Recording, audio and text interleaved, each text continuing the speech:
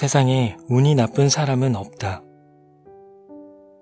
나는 운이 좋아질 자격이 없다 라며 자신을 단념해 본 적이 있나요?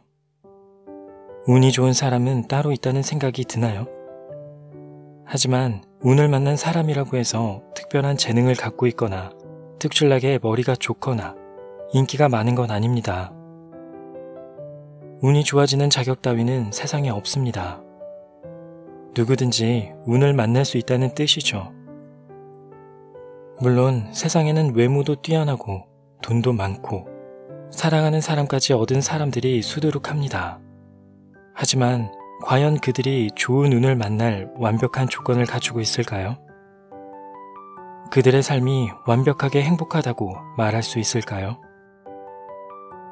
머리가 좋아서, 외모가 뛰어나서, 집이 부자여서 좋은 운이 따르는 건 아닙니다. 좋은 운의 조건이란 세상 어디에도 없습니다. 마음가짐의 문제일 뿐입니다. 나는 반드시 좋은 운을 얻을 수 있다 라고 믿는 마음가짐이 운을 부르고 행복을 만듭니다. 운이 따르는 조건은 없습니다. 나는 좋은 운을 맞이할 자격이 있다는 마음가짐이면 충분합니다.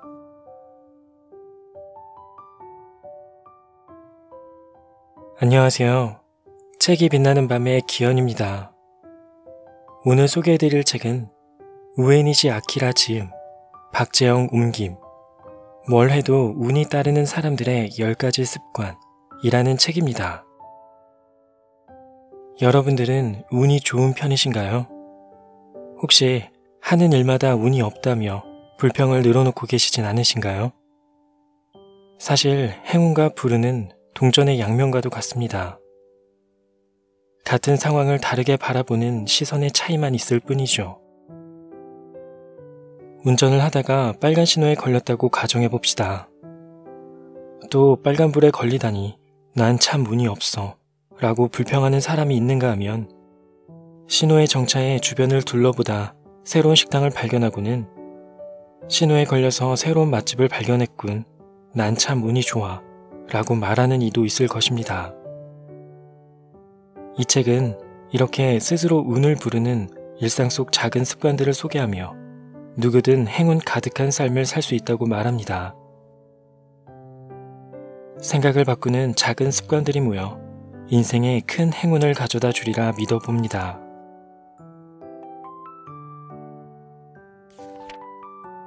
부정적인 감정을 버리는 방법.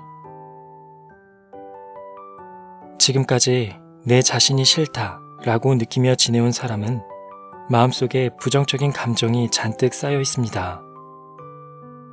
그런 상태에서 긍정적인 감정을 품으려고 해봤자 마음은 쉽게 바뀌지 않습니다. 운을 가까이 끌어당기려면 긍정적인 감정을 지니는 동시에 부정적인 에너지를 버려야 합니다. 어떻게 하냐고요?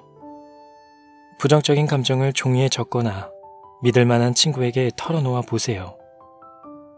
상사가 늘 나한테만 귀찮은 업무를 떠넘겨서 일하기 싫다. 어릴 때부터 어머니가 엄격해서 지금도 사이좋게 지내기가 힘들다. 이런 식으로 자신의 감정을 실컷 뱉어내는 거죠.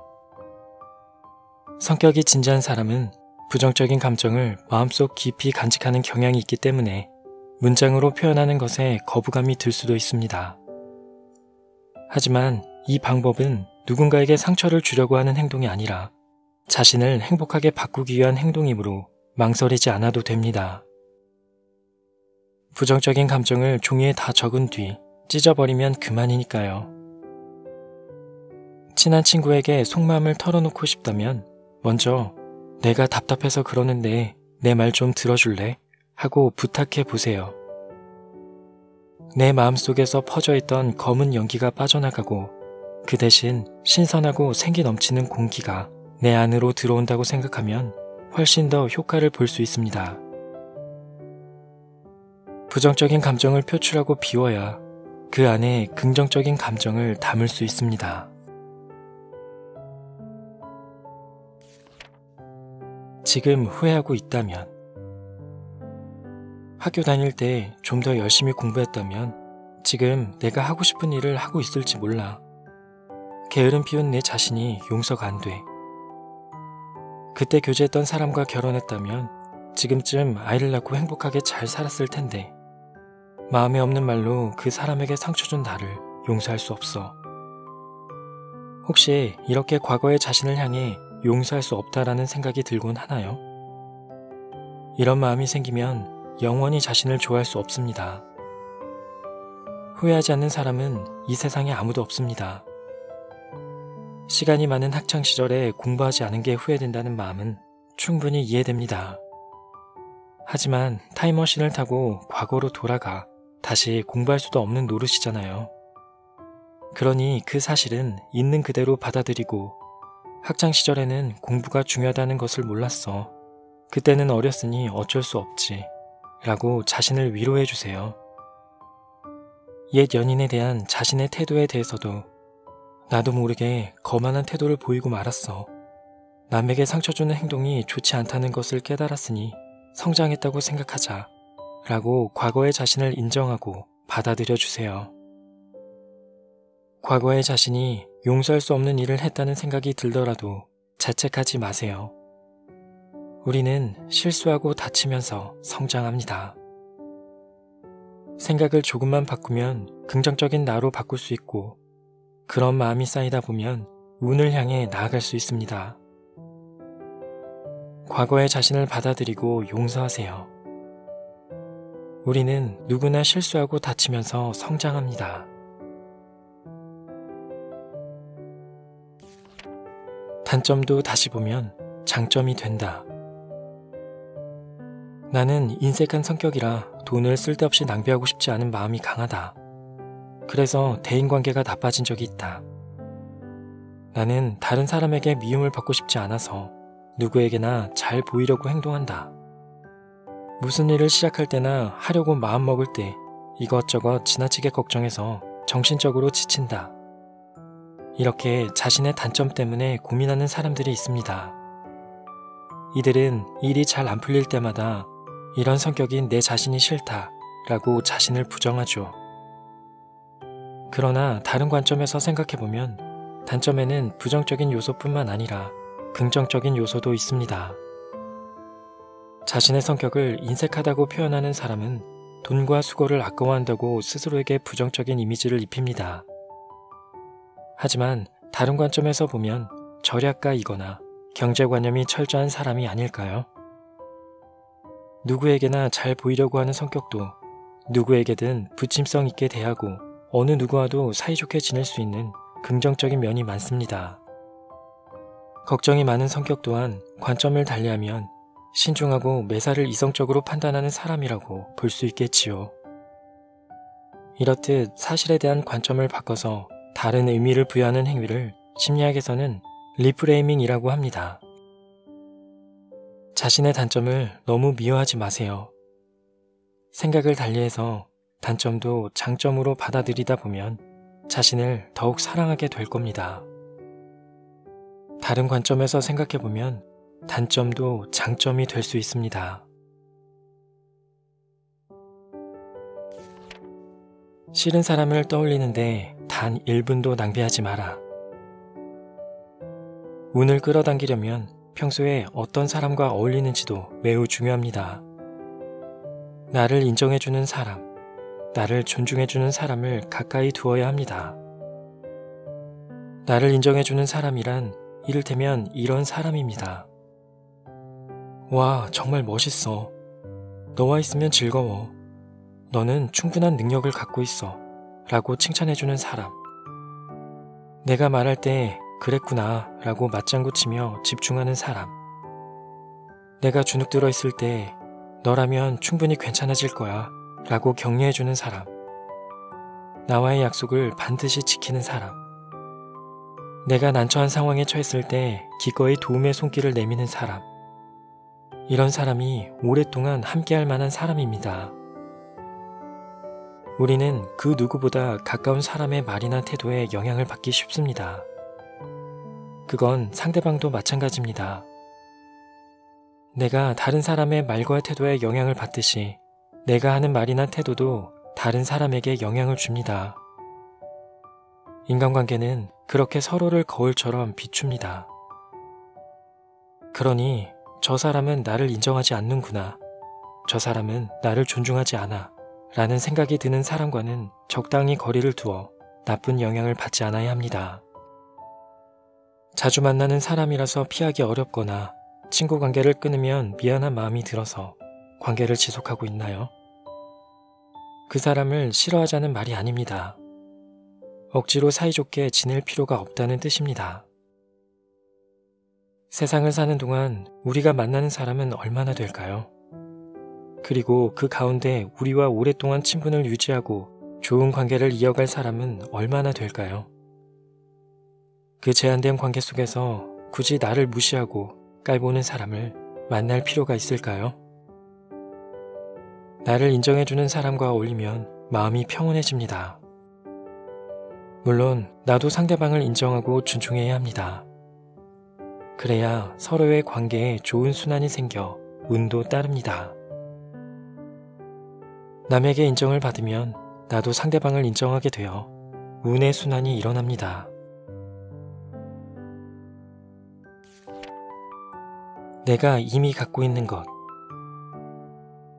나는 자신감이 없다 라고 말하는 사람들은 자신에게 없는 것에만 주목합니다.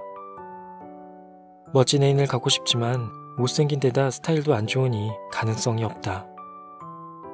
요가 강사가 되고 싶지만 돈이 없다. 내 일러스트가 채택되면 좋겠지만 아는 사람이 없어서 일러스트를 알릴 기회가 없다. 이벤트를 하고 싶지만 기획력이 부족해서 못할 것이다. 이처럼 자신에게 없는 것에 초점을 맞추면 어떤 일도 할 수 없습니다. 의식적으로라도 나에게 있는 것을 찾아보세요. 외모에 자신은 없지만 요리를 잘하고 남을 칭찬하는 것이 특기다.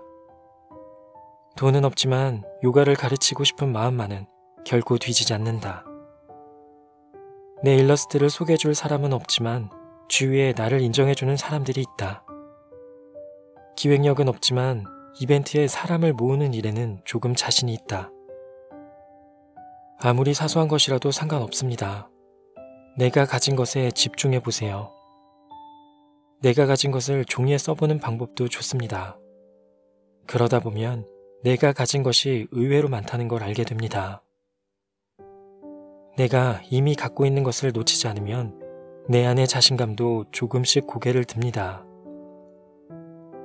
아무리 사소한 일이라도 내가 가진 것에 집중하면 세상을 향한 자신감이 움틉니다. 나이 드는 것을 기꺼이 받아들인다. 나이 드는 것을 두려워하는 사람들이 있습니다. 반면에 기꺼이 나이 드는 자신을 수긍하고 긍정하는 사람도 있지요. 어느 쪽이 운을 끌어당길까요?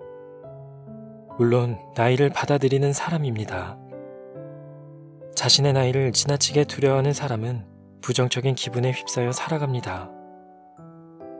예전과 같지 않은 자신의 모습을 보며 우울해하며 무기력해지지요. 젊을 때는 아무것도 하지 않아도 피부가 예뻤다. 지금은 아무리 돈을 쓰고 관리를 해도 효과가 없다. 젊을 때와 비교해서 체력이 떨어졌다. 약속을 잡거나 놀러가는 것도 부담스럽다. 예전에는 삶에 대한 의욕이 넘쳐서 하고 싶은 일은 주저하지 않고 도전했다. 하지만 이제는 그런 용기가 없다.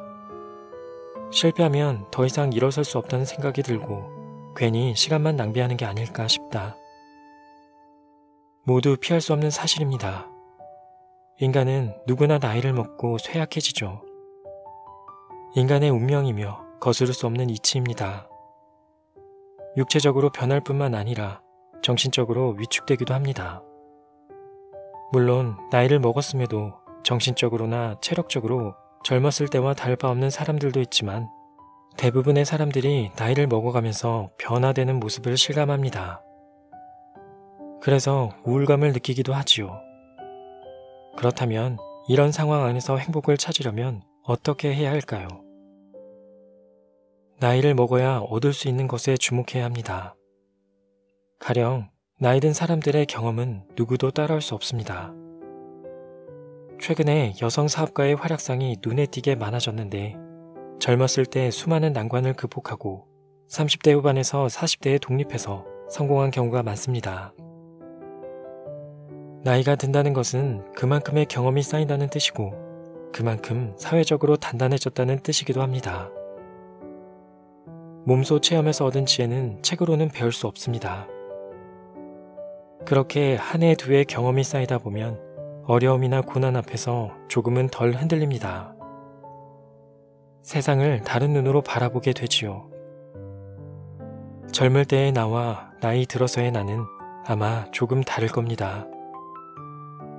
나이가 들어도 즐거워 보이는 사람에게는 분명 그들만의 비밀이 있습니다.